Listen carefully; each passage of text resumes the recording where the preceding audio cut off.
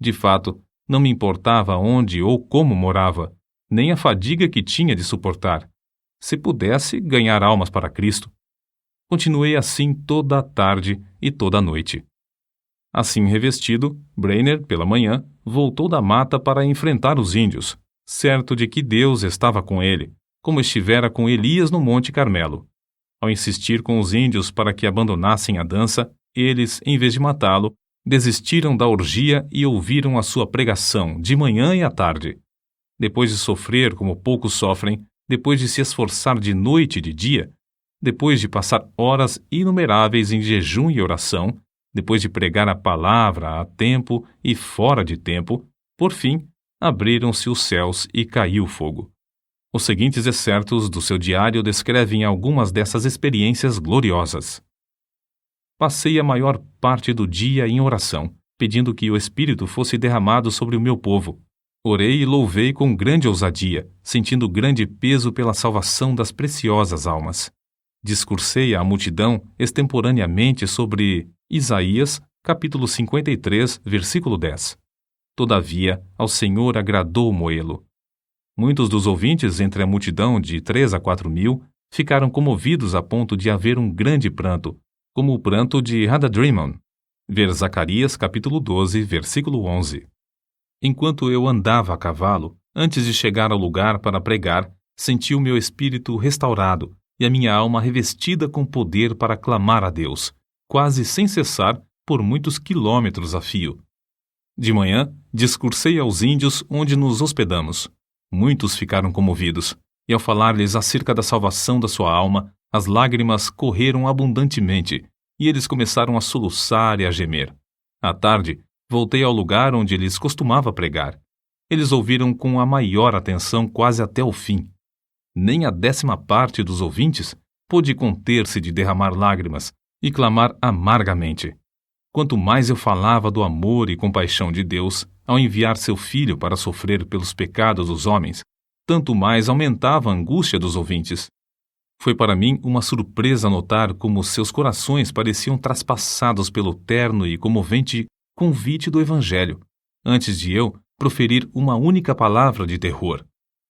Preguei aos índios sobre Isaías capítulo 53, versículos 3 ao 10. Muito poder acompanhava a palavra, e houve grande convicção entre os ouvintes. Contudo, não tão geral como no dia anterior.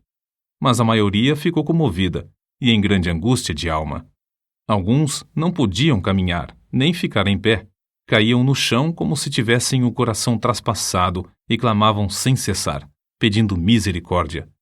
Os que vieram de lugares distantes foram levados logo à convicção pelo Espírito de Deus. À tarde, preguei sobre Lucas, capítulo 15, versículos 16 ao 23. Havia muita convicção visível entre os ouvintes, enquanto eu discursava. Mas, ao falar particularmente depois a alguns que se mostravam comovidos, o poder de Deus desceu sobre o auditório como um vento veemente e impetuoso e varreu tudo de maneira espetacular. Fiquei em pé, admirado da influência que se apoderou do auditório quase totalmente. Parecia, mais que qualquer outra coisa, a força irresistível de uma grande correnteza, o dilúvio crescente, que derrubava e varria tudo o que encontrava na frente. Quase todos oravam e clamavam, pedindo misericórdia, e muitos não podiam ficar em pé. A convicção que cada um sentiu foi tão grande que pareciam ignorar por completo os outros em redor, mas cada um continuava a orar por si mesmo. Lembrei-me de Zacarias capítulo 12, versículos 10 ao 12, porque havia grande pranto, como o pranto de Hadadrimon, parecendo que cada um pranteava à parte. Parecia-me um dia muito semelhante ao dia em que Deus mostrou seu poder a Josué. Josué, capítulo 10, versículo 14. Porque era um dia diferente de qualquer dia que tinha presenciado antes. Um dia em que Deus fez muito para destruir o reino das trevas entre esse povo. É difícil reconhecer a magnitude da obra de Davy Brainerd entre as diversas tribos de índios, nas profundezas das florestas. Ele não entendia os seus idiomas. Se lhes transmitia a mensagem de Deus ao coração, deveria achar alguém que pudesse servir como intérprete. Passava dias inteiros simplesmente orando para que viesse sobre ele o poder do Espírito Santo com tanto poder que esse povo não pudesse resistir à mensagem. Certa vez, teve que pregar por meio de um intérprete tão bêbado que quase não podia ficar em pé. Contudo, dezenas de almas foram convertidas por meio desse sermão. Ele andava, às vezes, perdido de noite no ermo, apanhando chuva e atravessando montanhas e pântanos. Franzino de corpo, cansava-se nas viagens. Tinha de suportar o calor do verão e o intenso frio do inverno. Dias a fio, passava-os com fome. Já começava a sentir a saúde abalada e estava a ponto de casar-se. Sua noiva era Jerusa Edwards, filha de Jonatas Edwards, e estabelecer um lar entre os índios convertidos, ou voltar e aceitar o pastorado de uma igreja que o convidava. Porém, reconhecia que não podia viver por causa da sua doença mais que 1 ou 2 anos, e resolveu então arder até o fim. Assim, depois de ganhar a vitória em oração, clamou: Eis-me aqui, Senhor. Envia-me a mim até os confins da terra. Envia-me aos selvagens do ermo. Envia-me para longe de tudo que se chama conforto da terra. Envia-me mesmo para a morte, se for no teu serviço, e para promover o teu reino. Adeus, amigos e confortos terrestres, mesmo os mais anelados de todos. Se o Senhor quiser, gastarei a minha vida até os últimos momentos em cavernas e covas da terra, se isso servir para o progresso do reino de Cristo. Foi nessa ocasião que escreveu: Continuarei lutando com Deus em oração pelo rebanho aqui e especialmente pelos índios em outros lugares, até a hora de deitar-me.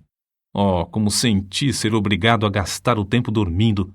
Anelava ser uma chama de fogo constantemente ardendo no serviço divino e edificando o reino de Deus até o último momento, o momento de morrer. Por fim, depois de 5 anos de viagens árduas no ermo, de aflições inumeráveis e de sofrer dores incessantes no corpo, Davy Brainerd, tuberculoso e com as forças físicas quase inteiramente esgotadas, conseguiu chegar à casa de Jonatas Edwards. O peregrino já completara a sua carreira terrestre e esperava o carro de Deus para levá-lo à glória. Quando, no seu leito de sofrimento, viu alguém entrar no quarto com a Bíblia, exclamou: Oh, o querido livro! Breve hei de vê-lo aberto. Os seus mistérios me serão então desvendados. Suas forças físicas minguavam e ele falava com mais e mais dificuldade, mas sua percepção espiritual parecia aumentar. Fui feito para a eternidade. Como anelo estar com Deus e prostrar-me perante Ele. Oh, que o Redentor pudesse ver o fruto do trabalho da sua alma e ficar satisfeito. Oh, vem, Senhor Jesus, vem depressa. Amém. E foi assim que dormiu no Senhor. Depois desse acontecimento, Jerusa Edwards começou a murchar como uma flor, e 4 meses depois, também foi morar na Cidade Celeste. De um lado do seu túmulo está o de seu noivo, Davy Brainerd, e do outro lado está o túmulo de seu pai, Jonatas Edwards. O desejo veemente da vida de Davy Brainerd era o de arder como uma chama por Deus até o último momento, como ele mesmo dizia. Anelo ser uma chama de fogo, constantemente ardendo no serviço divino até o último momento, o momento de falecer. Brainerd findou a sua carreira terrestre aos 29 anos.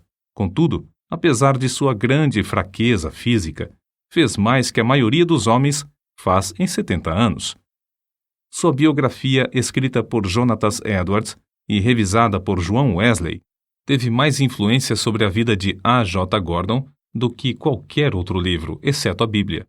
Guilherme Carey leu a história que narra sua obra e consagrou sua própria vida ao serviço de Cristo e nas trevas da Índia. Roberto McCheyne leu o Diário de Davi e gastou sua vida entre os judeus. Henrique Martin leu a sua biografia e decidiu consumir-se dentro de um período de 6 anos e meio na Pérsia, a serviço do Mestre. O que Davy escreveu a seu irmão, Israel Brainerd, é para nós um desafio à obra missionária.